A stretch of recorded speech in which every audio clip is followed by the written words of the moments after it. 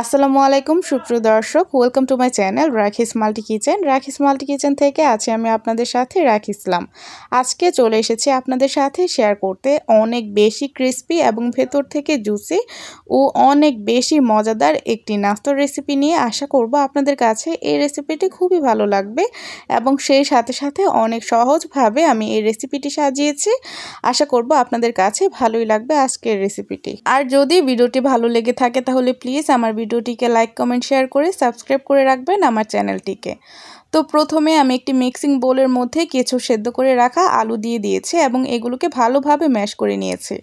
এর মধ্যে আমি একে একে দিয়ে দিচ্ছি কিছু বাঁধাকপি কুচি, দিয়ে দিলাম হাফ কাপের মতো পেঁয়াজ কুচি, দিয়ে দিচ্ছি 1 চা চামচ পরিমাণ লবণ, হাফ চা চামচ পরিমাণ মরিচ গুঁড়ো, হাফ চা চামচ পরিমাণ দিয়ে দিচ্ছি হলুদ গুঁড়ো, হাফ চা চামচ পরিমাণ দিয়ে দিলাম রসুন বাটা, হাফ চা চামচ পরিমাণ দিয়ে দিব আদা বাটা ও ব্যবহার করছি এখানে একটি ম্যাগি মশলা।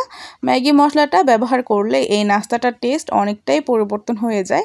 এবার এই সবগুলো উপকরণকে ভালোভাবে আমি হাতে গ্লাভস পরে মাখিয়ে নিচ্ছি। আর এখানে যেহেতু আমি পেঁয়াজ এবং বাঁধাকপিগুলোকে ভালোভাবে কুচি করে নিয়েছিলাম, তার জন্য কিন্তু এগুলো খুবই সহজে একত্রে মিশে যাবে।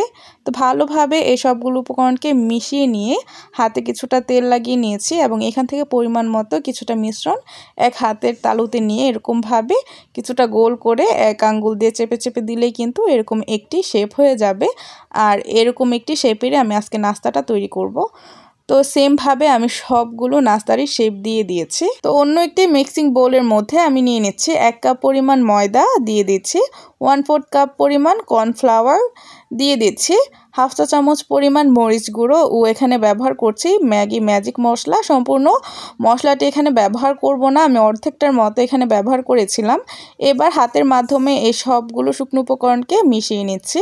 আর এখানে যেহেতু আমি কর্নফ্লাওয়ারটা ব্যবহার করেছি, এতে করে নাস্তাটা খুবই ক্রিস্পি হবে। এবার আপনাদেরকে এই প্রসেসটা একটু মনোযোগ সহকারে দেখে বুঝে নিতে হবে।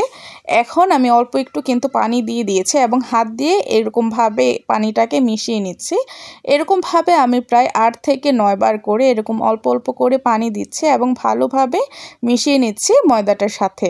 আশা করব এখানে ভিডিওতে দেখে আপনারা প্রসেসটা বুঝতে পারছেন।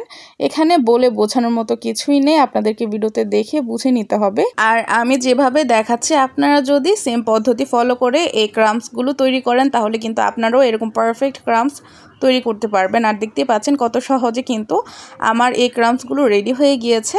এবার আমি এখানে একটি মিক্সিং বোল নিয়ে নিয়েছি এবং এর মধ্যে চালনি দিয়ে দিচ্ছি।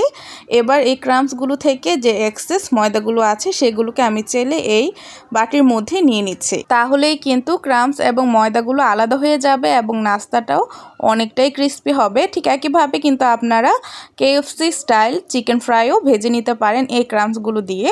তো এক্সেস যে ময়দাগুলো ছিল এর মধ্যে আমি কিছুটা পানি দিয়ে দিয়েছি এবং হ্যান্ড উইস্ক দিয়ে ভালোভাবে মিশিয়ে নিচ্ছি পানির সাথে। এতে করে একটি আঠালো একটি মিশ্রণ তৈরি হবে। এর মধ্যে আমি যে নাস্তার শেপগুলো তৈরি করে রেখেছিলাম সেই নাস্তার শেপগুলোকে এখানে দিয়ে দিব এবং ভালোভাবে ডুবিয়ে সেই নাস্তার শেপগুলোকে কোট করে নিতে হবে।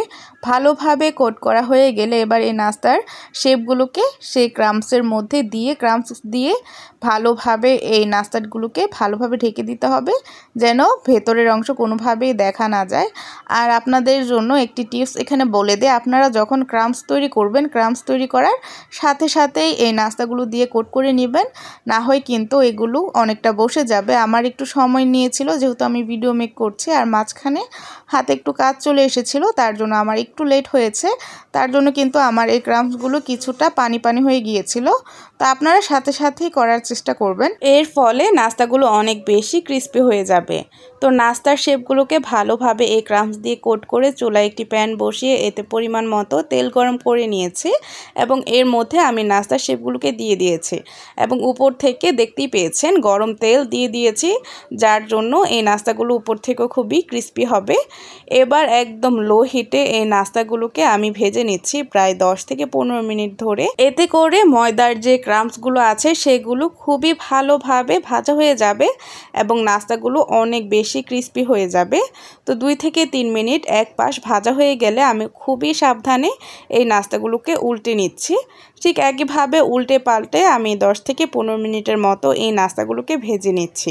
10 থেকে 15 মিনিট ভাজা হয়ে গেলে এগুলোর উপর থেকে অনেক বেশি সুন্দর একটি গোল্ডেন কালার চলে আসবে এবং অনেক সুন্দর একটি ঘ্রাণ ছড়াবে। তখনই বুঝে নেবেন এগুলো অনেক ভালোভাবে ভাজা হয়ে গিয়েছে। আর এই তো দেখতেই পাচ্ছেন আমার নাস্তাগুলো কিন্তু ভাজা হয়ে গিয়েছে। এবার আমি এগুলোকে তেল ছড়িয়ে উঠিয়ে নিচ্ছি এবং যখন ঠান্ডা হয়ে যাবে তখন আপনাদেরকে সার্ভ করে দেখাচ্ছি। ঠান্ডা হয়ে যাওয়ার পর এই নাস্তাগুলো আরও বেশি ক্রিস্পি হয়, যা খেতে অনেক বেশি মজার হয়।